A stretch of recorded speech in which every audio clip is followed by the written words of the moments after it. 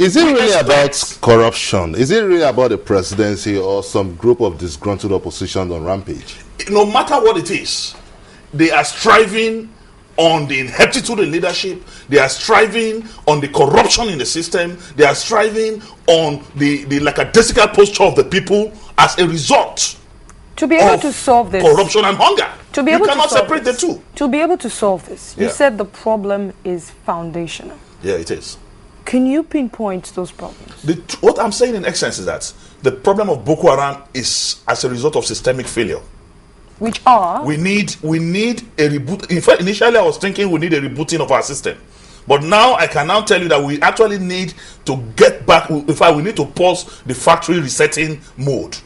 For example, as I speak to you seated here, if you take the budget of 2012, in the present budget we are running, the negativities therein is enough to spark another Boko Haram somewhere.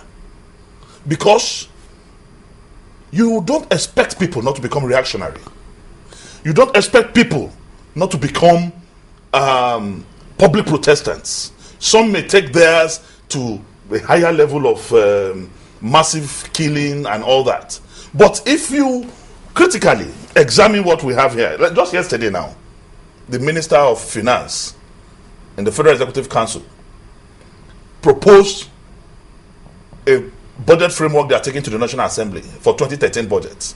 And in that budget, you have 68% for recurrents and pass-through 32% for capital, meaning development, infrastructural, and all that in the 2013 budget is 32%.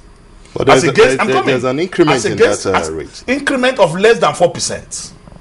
Increment of less than 4%. And even that increment of less than 4%, we do not even believe in their figures any longer, because Mr. President addressed the nation in January and told us that they are going to cut down on recurrent expenditure by 30%. So what you say? And even vowed that political office holders, their salaries will be cut, will be reduced. But as I speak to you, we had 4.5 billion expended on computer software and all that in 2011 budget, and the president promised to reduce recurrent, and we in 2012 we are 5.8 billion, an increase of over 1.3 billion. In essence, what you're saying is that Boko Haram is just an offshoot of political imbalance. I'm saying that they are striving as a result of ineptitude in leadership, as a result of unrepentant corruption that has bedeviled our economy. As a I speak to you, for example, the president is carrying out an anti-corruption, or supposedly carrying out an anti-corruption campaign. Supposedly? Yes, supposedly, because if you see in the oil industry, we are aware of the report of the House that the NNPC was indicted, PPPRA was indicted, and as a result, you can see that even the management of NNPC and the board of NNPC completely, they were sacked. Meanwhile, Alison Dezani Madueke is the chairman of the board of NNPC. The box stopped on her table. NNPC indicted, PPRA indicted. She oversees PPRA. And she has become so powerful that she's the first minister of petroleum in the history of Nigeria that have no minister of state. But again, and yet she's still sitting as the minister of petroleum. When you were in the House, yes, there was no minister for petroleum. We thought the people should have been asking. There was no minister of petroleum when you were in the House. The presidency was actually overseeing the ministry then. My brother, but even when the presidency was overseeing the ministry, and no one is saying anything about it. There were 4 ministers. There was Minister of Petroleum, just in bracket energy. There was Minister Gas. Then there was Minister of State Petroleum, and we had Special Advisor on Petroleum, Railwan Lukman. But as I speak to you right now, nobody apart from Dezani. Are you saying she's incapable of carrying out her duties? What I'm saying is that she has been directly indicted by the report of the House of Representatives that indicted NNPC and PPRA, for which she is the chairman of the board of NNPC. And Public Service Act is clear that once you have been indicted of corruption, whether rightly or wrongly, you go on suspension. And there's precedence to it in this country. When the president, was vice president, and the Yaradua of blessed memory, the Minister of Health, Professor Grange, and the Minister of State for Health, Greben Aduku, were indicted in the Corruption Act. Even before investigation commenced and was investigated by EFCC, they were suspended as ministers. We remember the story of Professor Fabian Osuji, who also was Minister of Education, indicted in the Corruption Act. He had to leave as a minister. Then a government that condones corruption, that fertilizes corruption, that promotes corruption, by allowing corrupt characters to continue to sit in government, there is no justification for fighting Boko Haram. Well, anyway, I don't think it's right for us to say there's no justification fighting Boko Haram, because we all see the menace Boko Haram is causing. I pray against it. And again, for the very first time, we're getting to see people in the courts there being tried. For the very first time, you were a member of the PDP. Once upon a time, you wouldn't be seeing a big man, or you people called untouchable in the PDP in the law courts. But today we have a seven chairman and a past chairman's child and facing corruption trial in the courts. How many of them who face corruption have been prosecuted?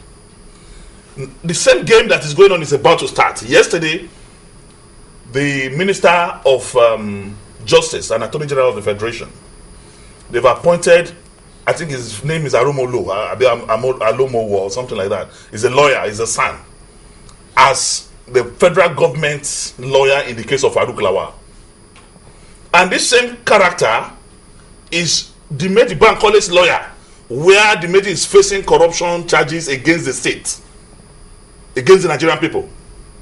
Then the same man is also the one standing in defense of Justice Eri, who is the administrator of the National Judicial Institute, that is being accused of embezzling 6 billion naira.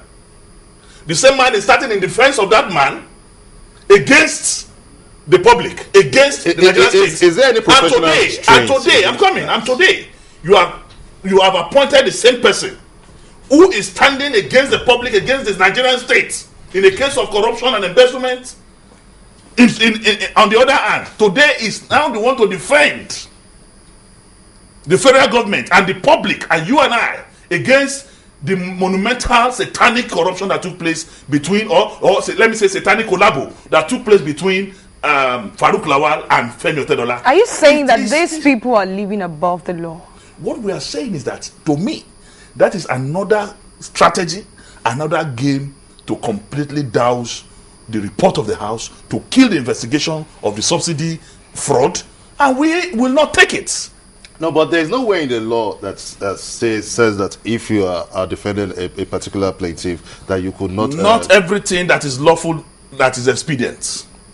And you must practice law in public interests. You must exercise your powers and discretions in public interest. Well, let's look at it this way. A lawyer has been proven to be highly intelligent, highly competent now. So what has that got to do with his competency to defend the federal government? What we are saying is that you cannot appropriate and reprobate.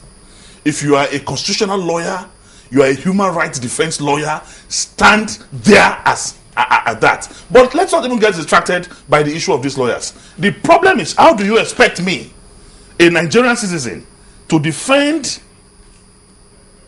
federal government stand against Boko Haram or anything whatsoever, when in the present budget of 2012, Mr. President, unfortunately, may not even be aware of this. Yeah, he may not be aware of this because we have a president that does not even know what is happening around him.